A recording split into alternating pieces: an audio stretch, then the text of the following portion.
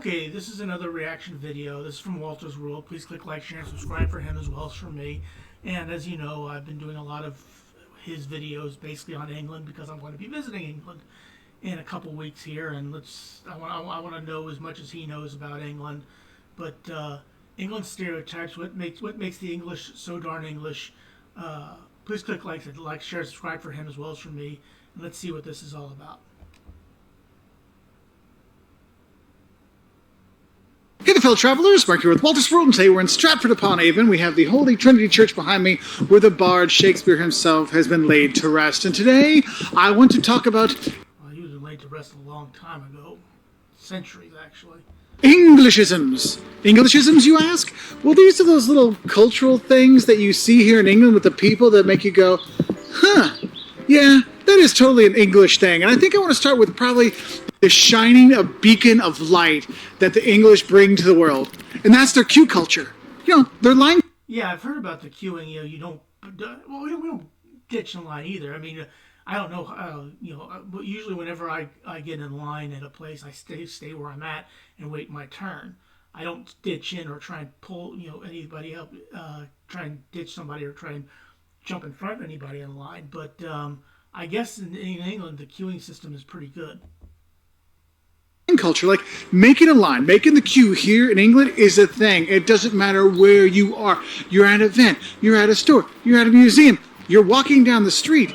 They do the queues extremely well, extremely efficiently. Like there's always a joke, oh, in heaven, the English organize everything. They are the ones that get it in order. Because it's true. And the thing is, you see that in how things work. The system is in place. Like people joke about it sometimes, but once it's in the system, stuff gets done. And you see that kind of line system permeating society, and it's kind of cool because I know I'm never going to lose my place in line because the queue has put me in the right place. And so that's one thing I want to say, thank you, England. Now, could have exported that all around the world too, because that would have been awesome. Again, I've never noticed that Americans don't queue very well. Now, granted, I've only been to a few countries. In Germany, they queued pretty well, and Mexico, Canada, Bermuda, everybody queued pretty well. I never saw a situation where people were ditching in line or something like that. And if you know what ditching means, it just means like cutting in line.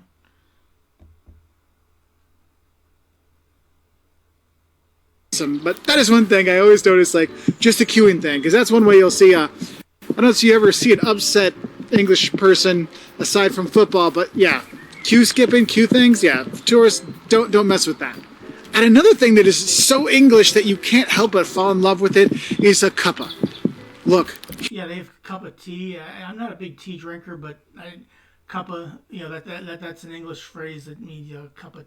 I think that's what it means, cup of tea. Here, having a cup of tea, honestly, it changes everything. You have bad news? Oh, I'll put the kettle on. You have good news? Oh, I'll put the kettle on. You have no news? I'll put the kettle on.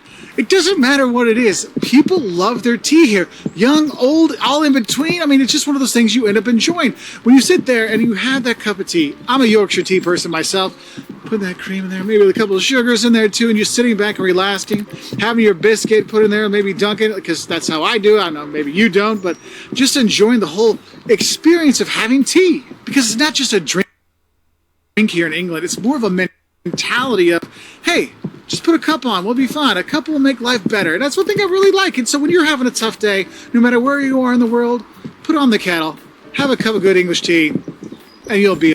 I don't have a kettle. I don't want to have a kettle, and I don't plan to have a kettle, and I'm not going to have a cup of tea. But I understand that is definitely in English. All right. And that kind of goes on to another thing that's very much an Englishism. I'm sure you've seen the T-shirts over the years and the posters.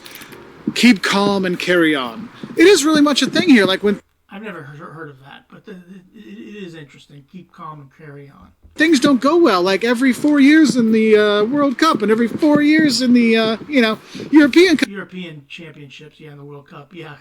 Keep calm and carry on. That's something I believe the British would have to deal, or the English would have to deal with, because England is, they've made it to the past two finals of the English Championships and lost both times, and they made it to the semifinals of the 2018 World Cup.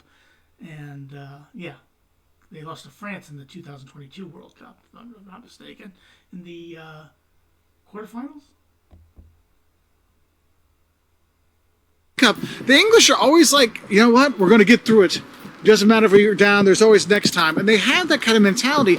And you see that when you hang out with them and you do things. People are very much, oh, it's bad weather, but you know what? We're going to keep on. Oh, it's raining again? Well, we're still going to walk the Cotswolds way. You know, I'm going to do that 102 miles. We're going to do it. And I love that attitude of perseverance. And it's something that's very much an English thing. And some people think it's like one of those boring, dry kind of things. But no, honestly, it's one of those things you really respect about them. It's like, yes, things don't always go your way, but we're going to keep on. And you can respect that with the culture here. And kind of another cultural thing here is the politeness. Like, there's nothing more English than saying sorry for something you didn't do. Like, you can see some things they export. Like, when you go to Canada, we make the jokes. The Canadians always say sorry. I think that's definitely one of those things that got brought over when the English came to Canada. But when you hear all the cheers for doing something nice, the thank yous, and the sorry, excuse me, let me get the door for you kind of stuff, like, yeah, that politeness is like, it's a legit thing. Yeah, I understand that politeness is a big thing in England, and again, I look forward to experiencing it on my own. Here. Now, it's weird because when you see the young people, you don't see the politeness at all. But I think something happens around 22, 25-ish that they kind of switch and become quite polite. Because the thing is that keep calm and carry on, that politeness kind of thing, that having a cup and getting through, really kind of, you see it because you don't really see an upset Englishman very often, do you? Well, maybe, again, after football, that's different. But yeah, football's a different animal. I get that. Yeah, football, you know, of course, if we're talking America, we're talking soccer, but football is, yeah, that's a different animal. I can understand that. Honestly, like, when you see an upset Englishman, they might be smiling. That's when you need to be worried, okay? Another very English thing are the newspapers, the broadsheets. I'm never really sure all the different... Now, when I was in Germany, I used to pick up the English papers. And one thing that I always remember was, I forget what it was in Nuremberg. And they posted a picture of a guy up on the tower in Nuremberg. And he was doing this, you know, like the smile. And, you know, it said English shame. And talked about this guy giving this the Heil Hitler, the Sieg Heil up there. Well, the next day they had to post a retraction because all the guy was doing was just waving down to his friends, and they just caught him like that. And but yeah, the English newspapers, I read a lot of those when I was in Germany in 2006. Differences out there because there's the normal newspaper kind of things, and then there's the ones that look like your crazy aunt who writes conspiracy theories on Facebook. She wrote the headline, so you're like, what the heck is going on? And you see them out there and you're like, what is this here? And people really get into it, and you get the debates and the chats about it. My goodness, listening to talk radio in England is like, it's next level. Like, next time you're driving around, turn off your iTunes or whatever, or your Spotify, and just put on the local radio, the local talk stuff, especially with sports. You'll hear some very interesting things, but the way they focus on the news and how it gets sensationalized is hilarious. It's like we do that kind of in the U.S. too, but here it's like a different kind of thing, and it's kind of funny when you see those. So if you're at the store, just glance over at the newspapers over there and see, hey, what's the crazy headline for today? And yeah, if you go through, page 6 might be a little interesting. I remember the 2010 World Cup. England got drawn into the group with Algeria, Slovenia, and the United States. And it was considered an easy group, and they put easy England, Algeria, Slovenia, and Yanks. So, yeah, I understand that. As well. Now, the next Englishism I want to talk about is the food. And it's not just the interesting names they have, whether it's Toad in a Hole or Spotted Dick, but it's also how they eat things. Like, I love baked beans, and I love toast, but I never would have thought of beans on toast. Yeah, that's something that I'm not going to try. I'm not a big fan of beans, and I certainly don't want them on my toast. And then you look at brown sauce, and I mean, don't get me wrong, brown sauce is actually pretty tasty. Like, once you have it, you're like, that's weird. Then you're like, that's interesting. Then, hey, can I get the brown sauce at breakfast, please? I mean, it grows on you, and that's one of the weird things about the food, is we all joke about it. We talk about English food. Oh, it's so bad. Oh, remember, in heaven, you know, the English organize things, but in hell, the English are the cooks, right? Well, actually, you get actually good food here, which blows a lot of tourists' minds. Yeah, I've seen clotted cream. I don't know what that is. It looks like it's yogurt, but I'm not sure. They go, they see all the different food you can get around the country. But it is kind of funny how proud they are of their food and of all the little things that are there. But for me, that's bangers. And I mean, like I said, I've seen that picture before. That's like a ham on the right, or bacon, and like I think that's bread, and then there's a fried tomato, mushrooms, beans, egg, and sausage. And of all the things that are on there, maybe the bread, the eggs, and the sausage is what I would eat.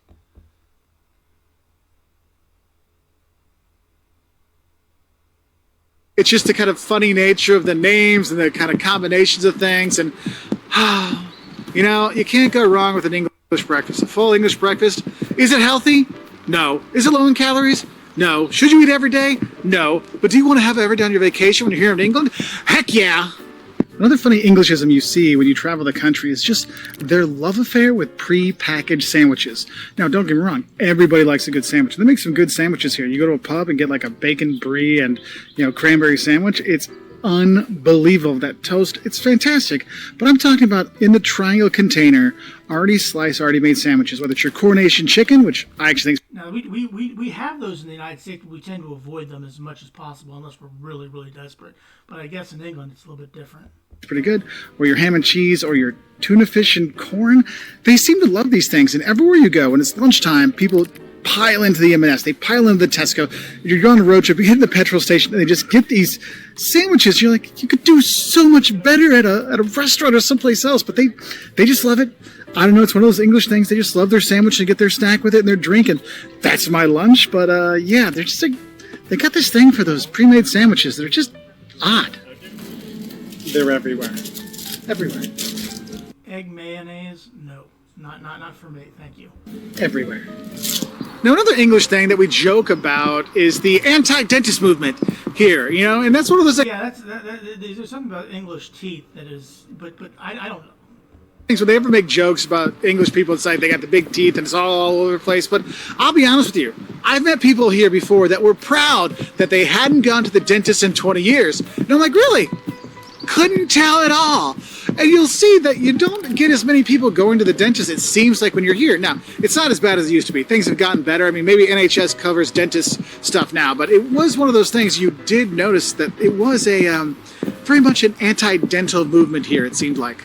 And the one thing you get reminded every couple years is the truly 100% optimism that the English have. Oh yeah, it's coming home, the World Cup. Yeah, I don't believe in my lifetime, and I'm 55, that England will ever win the World Cup. I really don't believe that's going to happen at all. No offense to my English viewers, I just don't see it happening. You're just not good enough, okay? But neither are we, neither the U.S. I'm not saying the U.S. is going to win it, but the English, it's not coming home. Now, I'm probably going to live to eat my words at the next World Cup, which is going to be played in the United States, but I just don't see England winning the World Cup in my lifetime. And granted, I know they won it in 1966, but that was not in my lifetime. I was born in 1969. It's coming home. It's coming home. Oh my gosh. Every time I've been here the last, decade or so, every time it's a European Cup or a World Cup, they start singing that song. And they're so hot. Like, yes, it's really going to happen this time. And they've done well. Don't get me wrong. Semifinals, I wish my team could do that, right? But the thing is that totally Englishness of, yes, we're going to do it. Yes, we're going to do it. Even though they know in the end it's not going to happen. But you remember, keep calm and carry on. Liverpool FC. Now, I'm an Arsenal supporter, but Liverpool is probably going to win the title. I've said that since before this past week when we lost to West Ham. But yeah, Liverpool is going to win the title. No question about it. So it goes down, they're like, oh, it's okay, we'll get them next time. And then you start listening to the broadsheets and the news radio and how it was, this thing's fault, and if this would have happened this other way. Oh, if Everton FC, yeah, they tied Manchester United yesterday. David Moyes is back. Only so-and-so would have been the captain. If only so-and-so would have done this. You start to hear these things, and you're like, that is one thing I love about the English. No matter what happens, they always think every 2 years, it's coming home, all right? Well, the European Cup, they made to the final. They lost to Italy on penalties, which I thought they should have. I thought it was played piss poorly. And then they lost to Spain. So they've had opportunities. No question about it. They've had opportunities. What are some of the funny English things you've noticed or Englishisms you've seen over your trips here in England? Let us know in the comments below so we can have other travelers look for fun cultural things when they come here, because honestly, it's a fun place to be. I mean, you got historic places, you got nice people, you do get some good food. The tikka masala is fantastic, national dish. Did you know that? Yeah, invented here in England. So, I wish y'all the best. Have a great time. Yeah, this is a good video. English stereotypes. Again, I'm gonna see what they are. And I'm gonna report what they are when I get back. Please click like, share, and subscribe for me as well as for Walter's World. Have a good rest of your day. Thanks for watching.